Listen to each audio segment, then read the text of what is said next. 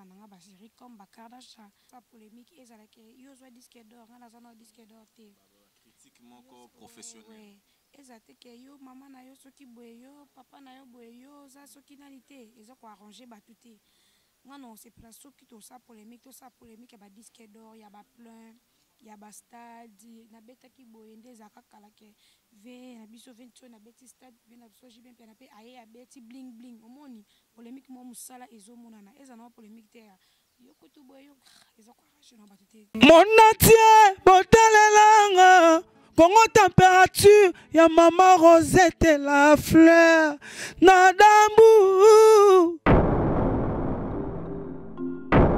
Après avoir défilé là-bas, site Pola, mais cette fois-ci. Congo Température TV. Désormais, suivez-nous sur cette chaîne. Congo Température TV. Congo Température. La patronne, Rosette la fleur d'amour, chaîne à solo. Émission religieuse. Théâtre, musique, environnement. Bah, émission sportive. Émission politique, donc, nulle part ailleurs. www.congotempérature.com. Pour nous avons information à temps réel. Bonjour très chers fidèles internautes qui nous suivent partout dans le monde sur www.congotempérature.com, site le plus suivi de la planète, avec votre humble serviteur René Abiri, le Mandela de la presse. Aujourd'hui, René Abiri a comme invité Jaël Chaud de l'équipe nationale. Quand je parle d'équipe nationale, on voit directement Bato Bazalakawana, on voit Karine Mokonzi la Baronne, on voit Philora, on voit Jaël Chaud, et on voit aussi ainsi les autres. Donc on a tangué comme on a été. C'est qu'à cause de la NPK sans impact, pourquoi pas dire un très grand merci à 0044, maman Elisa Litoulia, maman Mamine Zemankoy na Dublin, merci à Rosette la fleur d'Hambourg. Pourquoi pas, merci à Jires Ngoy, l'artiste, pour l'assistance, et à celui qui est là derrière la caméra, Shadrach Disquared, Gauthier les patrons des patrons, et Loge Mouya Willy Moucheni, véritable code mondial, le monde général des FAO, qui nous suit depuis Kenya. Jaël Chaud, bonjour. Bonjour René Biribone. Kitoro Makasina. Kitoro Makaz. Depuis anniversaire, tous allés na so wana to esukokuta na lelo, grâce à Dieu. À part ça, tout va bien. Oui, tout va très bien. Je veux bien et puis voilà. Donc Rosette la fleur d'Hambourg qui te suit depuis Allemagne. À l'aubaine, on a fait des salutations. Ok, PC, on a fait gros bisous. Voilà, mais Jaël, tous allés qui na anniversaire à Karine Mokonzi la Baronne, on était là tous. Anniversaire Isala qui vraiment très bien à la norme au Karine Mokonzi Lingela qui est le cas. J'ai comme l'impression aussi de dire et de confirmer aussi, c'est la seule anniversaire, il y a la chroniqueuse Nakati, la République démocratique du Congo, et Salami, dans la condition où il y a bien sécurité assurée et ainsi de suite. Mais, tant qu'on a un long à 0 heure à 5 h du matin, on m'appelle, Jaël Chaud est arrêté. On n'arrive pas à comprendre. C'était au juste quoi, Jaël Chaud? Tu as beaucoup de problèmes. Non, on n'a pas de problème, on n'a pas tout. On a la polémique mon loyal. Je crois pas que les polémiques non sont dans la montée, mais haine qui n'a pas non. Je réponds toujours na bateau. A fini maman nanga ou papa nanga ou bien elo mo ndé na zo attend et on répondre moto mais au fin non amour la preuve année bat mikolo ba au fin nanga ebelé. Mais na crier à moto répondre. Nazo répondre et surtout mukolo mo depuis bando fin nanga bulka que na répondre tout ça guerre. Je plus ces temps là. Des fois on grandit et puis ma bébé zoya na mutu ba contre zoya ebelé oyo tokolo bango na télé té ça dit tomi ça la kokola quoi na regrette ming erreur nanga ya passé bon na yebi que un jour na retapon pour na sala bien o ba tout bon c'est pas nanga mais fa comme ba tout est exact que ba kangi senga oui bien sûr parce que nazaki na ex ko bien tout bébé histoire yoko René Biroyebi. Il y a René Biroyebi, tu venais chez moi à la maison presque tout le jour. Ouais, dans l'histoire, na kobeta ngo souté pour yo yebi kati nango du début jusqu'à la fin, tu vois. Mais c'était juste il y a ex et tout, donc ça fait honte. Puis aujourd'hui, ex moko boy beaucoup maneti na niveau il y a l'état. Et ça sonne. Et là on est poussé. Par rapport à ma propos où yo peut vous allez contenir dans ma vidéo. Humiliation, je peux pas supporter, tu vois. Naza déjà star.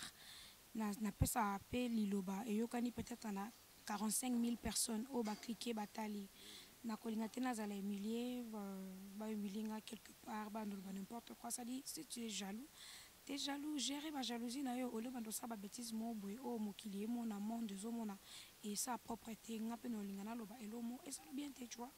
Mais c'est déjà passé na beta sous ma soeur ex parce que aujourd'hui je suis avec mon honorable na qui na ba place mo boy je suis invité na mbal nanga ba otune c'est genre chaud.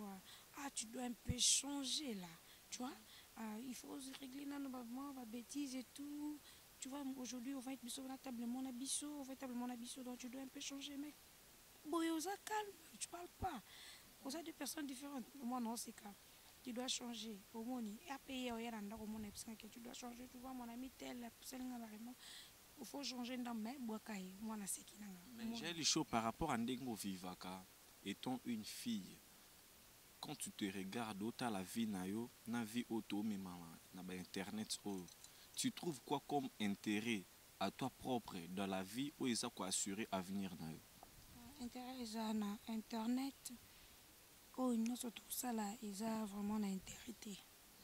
Voilà, sans te mentir, intérêt qui est bana, ndé ça là qui moi 10 francs et y a batamabanga et tout. Ce que ils le cola ils ont elo comme roboké. Il faut moi 10 francs, moi 20 francs, et moi 10 francs, moi 20 francs, et il y a de préférence, et zalaki, naïe banana, et puis na lukana sa musala mususu, au moni, de na luka ki naïe banana, et puis na sa musala mususu les années, musala mususu, kozala actrice comédienne, non, parce que nous avons artiste à film, oh, on a joué, oh, et tikala, vie mobile, na sala nanga, ba série comme Bakardasha. La bête histoire nanga il y a vie nanga mobimba épisode par épisode et bibine ti première partie o eza comme cinéma pour na bête histoire vie nanga dans hypocrite son abimana songolo déjà songolo il y a bien na mutuno qui na kotanga kombo na film tu vois na le bête vie nanga mobimba eza la télé show non eza la pena que eloko mobo ya munene o tout le monde attend talango o même gabonaise ivoirienne américaine moi à peine temps découvrir mon amour boy à bibine internet bo tale pe ko dona za ba idée ebele na za pe na mikolo ebele o baza pembe nanga o no linga elo kango ezala un peu spécial c'est ça. Merci bien Jaël Chaud pour une très belle réponse qui fait énormément plaisir à JP Dacruz qui nous suit depuis Genève et pourquoi pas Royal Kinalele, Chantal Mariano, Mami Zemakoi, Paola Schengen qui l'a Londres et Maman Sylvie Mbembe, à mon vieux Pongo Pontiac qui nous suit aussi depuis Paris. Jaël Chaud, équipe nationale, ils ont composé dans combien de personnes? Équipe nationale, attends, Tonton Juvenal, Afilo Rassitia Wadol, le Ketchou, moi, Karim Mokondi, Demi Kolo Tokotizi Junior Dias. Aïe, welcome, c'est bon. Donc, aux assos 7 personnes, oui. Mais par rapport à Ndengue, information, là, nous avons vu premièrement une vidéo dont vous avez suspendu Karine Mokondi. Et à la longue, nous avons encore écouté Bopessi Juvenal Kibala, qui est votre président, suspension. Tout ça, c'est à base de quoi? Juvenal avec une suspension par rapport à respecter la norme de l'équipe. C'est-à-dire, tu vois que l'homme est déjà la carte, ça c'est 2 fois. Azaki suspendu, mais le col a supporté une suspension. D'accord, mais les gens qui ont assisté à la télé-réalité, ok, c'est bon, pas de problème. Quand tu es décidé, tu as évité ce qui m'a tapé ici. Et pour moi, ils ont la mère, moi, je peux te condamner, donc c'est ça. Et alors, j'ai le show, relation ni vraiment à la ranongo na Kofi Olomide, oyo batuti lelo ba comprendre raté aux alara na quartier latin au longwa na yo. Batebele ba comprendre raté relation ni ala non au gardarati lelo avec Kofi Olomide. Relation il y a plus jeune et plus petite naé. Donc, papa et sa fille. Papa et sa fille. Oui. Vous assure? Oui, oui, sûr. Relation est dérangée à honorable? Non, non, même pas. Même pas. Habité. Tout sur la normale. Mais lelo par rapport il y a buzz peu actualité au Karine Mokonza qui au sala avec faire rigoler Jésus des nuances et produire par conséquence peu marambo belé et produire marambo belé bien sûr Karine Mokonzi, elle est devenue encore de plus en plus célèbre au Batbazota, le monde entier. Puis c'était la vidéo qui a fait vraiment de nombreuses de vues où il y a une télé-réalité et Salimate. Et alors, Ferregola a été arrêté par conséquent. Et suite, il y a Kofi Olomide, Ndazala qui plaignant. Et par rapport à cette information-là, tant qu'il y a acquérir et que Ferregola, ou Azalara 2 fois na Karine Mokonzi, yo Azalara 2 fois na Kofi Olomide, ça crée quoi en fait? Tu vois, moi comme ça, c'est ça mon bolo la télé. Kofi, c'est un papa pour moi. Tout sur la soit elle-même na WhatsApp, na comme là un message, bon, on ne répond pas. Yeah. Donc, na linga te na zala songi ou soit sopendeni non. Na kenda mwindi na zara open na mututu et puis na za hypocrite. Naza na katikati pas pervers ça qui émission na ça n'engage que pas pervers. Kofi pe à ça les réactions na ça n'engage que Kofi Olomide mais pour te mettre fin on le baka que so bon ça polémique et ça la que yo zo disque d'or na za no disque d'or te critique moko professionnel. Ezate que yo maman na yo soki boye yo papa na yo boye yo za soki nalité ils ont quoi arranger batuté. Non c'est pour soki to ça polémique ba disque d'or ya ba plein ya ba stade na beta ki boye ndeza kakala ke ve na biso 20 na beti stade bien na biso jibe na pe aye ya beti bling bling omoni polémique mo musala ezo monana eza na polémique te yo kutu boye yo ezo kwa rache na batuté d'ailleurs batu ba yo kongo trop to baya.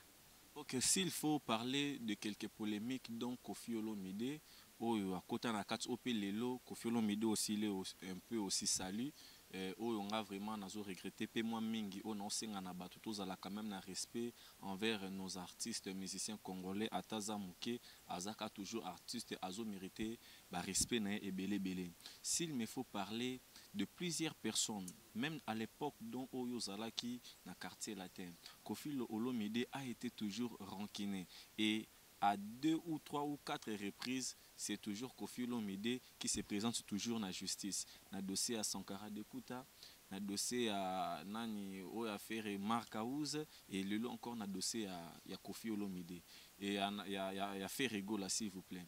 Et na nyonso wana kaka, batu wana kaka baza mabe, to Kofi il doit se corriger de quelque chose. Non, le baka ke mokonzi. Ngana opesi conseil mo direct na caméra. Comme maman comme la justice même bible bi muto ça même na l'état alingi oté abomi automatiquement ça dit comme maman comme polémique na justice té omoni soki yo pe bafundi yo na ba quelques makambo soupe batno basalaka et quoi arranger té omoni justice et l'extra que muto aza faible akokité akena na l'état yo za déjà Kofi ozala Kofi o kufa Kofi Olomide ngana opesi ka conseil nanga te ya mokie. Arrête avec l'histoire moko ya buzoba. Tu vois, papa avait comme un niveau il faut répondre bon on a kanda parce que à mon époque ba comme sous comme trop c'est trop. Nani olinga ba finga ke mila ka diamba et atala boye kirikou. Tu travailles chez Kofi Olomide mais ka pe ko arranger ba parole na yo na télé. Eza ko arranger bisoté. Ka dia kan information quartier latin, bête la biso label ya quartier latin. Ndeti fina biso mo pa autoze la sko banani bobima na label wana parce que tout le monde dans le bakin yenda nga sa label ko panza bat la preuve ana panzi banani oyo banani ba iboto tout ça sko ba mona ke réaction na biso ba comme na bongo eza pena ke ba kena mai o sali pena label ba michel ba bimi o sali lo mo be o congolais so s'attendre na ngoti studio eza canon mais so tele ba michel belé ba obanga ko ya au moni un peu ça a un peu changé mon que batulusu ba ko embrasser oza aimer parce que partout bat balingako changer ka mukie kaka au monde que ba client ba oyebele na studio batu bando beta na Saint James o tikali yo mo économie congolais arrête avec tes polémiques na ba petit mike ça ko arranger pe bisoté bato to zaka na pembeni soki ba merveille rambo ba ko bisoté ngana oyebso oyebi ke na za hypocrite na parce que mon suki président a sali bien et président te non seulement be quoi non quoi wana na boy na sepela ngati au moins c'est qui yo moi moni des fois yo karama o pendeza na bine direct papa avait na panaye ce que mon eloko sio makasi sio comment faire rigola aux danger tinda ta Marcaouz tinda trésor congolo tinda mutumo répondre aux déjà leader ya monene okoleka su te na kiti ofandi po loba likambo songo to pakala osala bango publicité sans le savoir que faire à chrétien Kofi faire à chrétien Fali tu vois au mona ke na para Fali aotinda mutu au mona ke na para Kofi aotinda musali bakimi yango batiki yo ndetike iyolela osali bêtise au moni non le biso que osa déjà fait rigola aussi au coma na yo danger le padre au moni tant mutota déjà la Congo ota ba tête à musique tout le monde déjà que papa avait déjà azali grand chanteur ce ko yemba pembe na Kofi Olomide a considérer c'est que osa déjà munene au moni oyana wenge ozala no na sima mutu to ozala déjà chef d'orchestre ça dit elaxa ke belé poto fana bila biso faire oyemba ba chef de pour les accords bimaye au moni au moins déjà munene na yo alors qui m'a bêtise mi sala leader à munene tika ba yebalo ba lo la place nous quand tu passes à la télé loba ta 2-3 mots c'est tout la qui ça ba plus musala album e bimi tokos banana c'est de liboso mbale mi ça tout donc 10 sur 10 muto boya ngwa zate obimi c'est biso suba ba vela biso ba tutuka luji ba zayo kana sote oyena biso tutuka luji le kangi kipelekisi omoni donc on a makila mo beso bimisi mutumba mo abimi omoni misala leader amnene s'il vous plaît na ndenga mabete bena biso pe rambo misala ki rambo na kwena yo s'il vous plaît arrête de makama mike dakisi la biso label la Kofi Central s'il vous plaît c'est ça donc bano mike boya peme la Kofi po bambuya bata ba mike toza bon ça ranger ba bêtise no po ebo kende oh me ko finga bêtise bola tisi parce bo lapa. Mais j'ai le chaud une dernière question. J'ai vu le message dont on m'a fait voir par quelqu'un.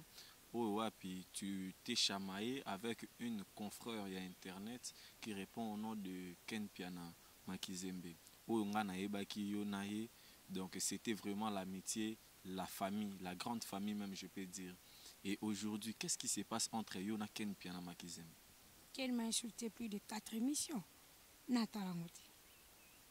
Tu soigné l'oroté, ou l'homme qui est un bon matin, ou quelqu'un a fini. Deuxième fois qu'il a fini. Toi, tu es là pour t'entendre, tout ça, au fini, va répondre.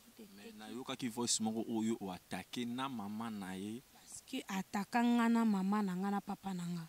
Comment tu peux passer à la télé, le bac j'ai chaud, abimana papa à bango. Au titre sur émission, na répondant au thé. J'ai chaud, place à Zakina Mobane, Bazako Zoéchel. Na répondant au thé. Au moins, que comment toucher personnalité. Faut donc c'est la réponse.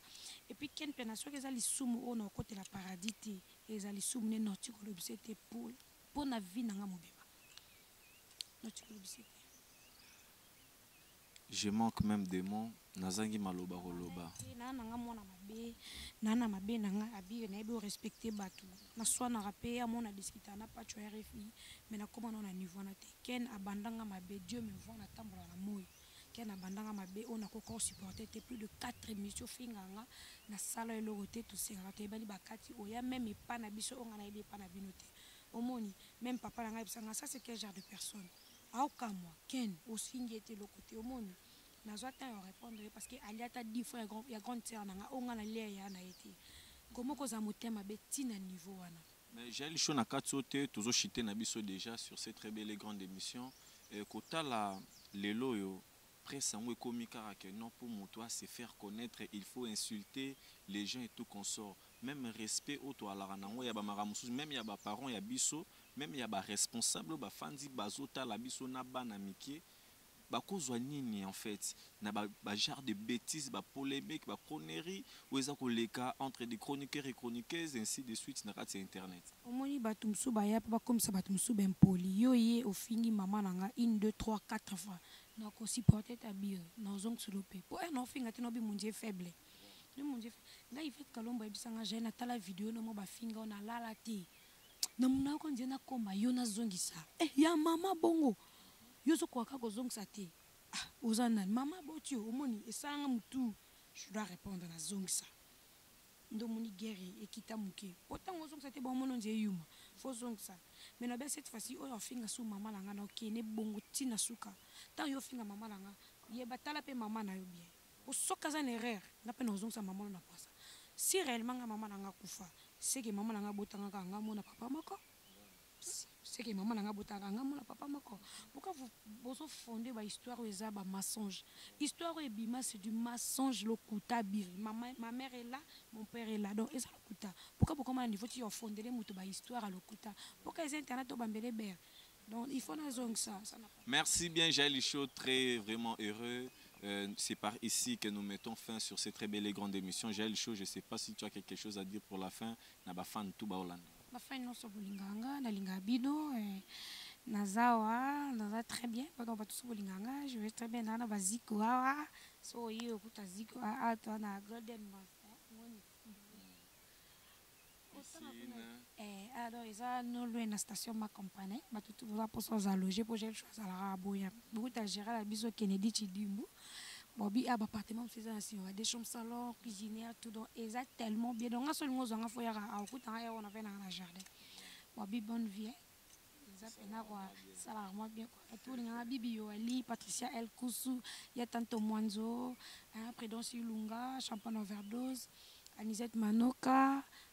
Bobby est omelette, mon vieux Bobby est tout bondissa, mon vieux omelette, il y a Congo Tolingana, et puis il y a Moro Jenny Bosangue, Bofi Bosangue, Jimmy Bosangue porte-monnaie magique, Francis Lukoki, ma grande sœur chérie, Champagne overdose, Babi la patron à Kalaminte na Katsakin, héroïne pour une semaine, et puis équipe nationale Mobimba, donc, et puis sans oublier Yemoko Bobby, héritier voix moi, mon boss. Il y a Willy Mouchen le patron, choisi ma tata le boss, et puis mon honorable, il va me faire passer à Zali, bon on va passer Bélé. Ok, merci bien donc Nabisonyo surtout Toulandi, c'est très belle et grande émission. Merci à Paola Schengen qui lui à Londres, Sylvie Mbembe depuis Paris, Pongo Pontiac, pourquoi pas à Héritier Watanabe, Goga, Motona Tembe. Naba conseil au Pessara toujours na Petino René Abirissa l'Arabien. Merci à Restaurant Caribou et à maman Aline qui nous suit depuis Angleterre. Merci à maman Sylvie Mbembe, JP d'Acrus de Genève, homme d'affaires, les grands sapeurs. Pour Nabatutu bana besoin de logement donc JP d'Acrus de Genève. Donc Azawana disponible. Merci à vous. Mon atier, botalelanga. Congo température, ya maman Rosette la fleur. Nadambu. Après avoir défilé, n'a cité Pola, mais cette fois-ci. Congo Température TV. Désormais, suivez-nous sur cette chaîne. Congo Température TV. Congo Température. La patronne Rosette la fleur d'amour, chaîne à solo. Émission religieuse. Théâtre, musique, environnement. Bah, émission sportive. Émission politique, donc nulle part ailleurs. www.congotempérature.com. Nous avons information à temps réel. Congo Température. Et y a mon pépé, Congo Température. Et y a mon pépé,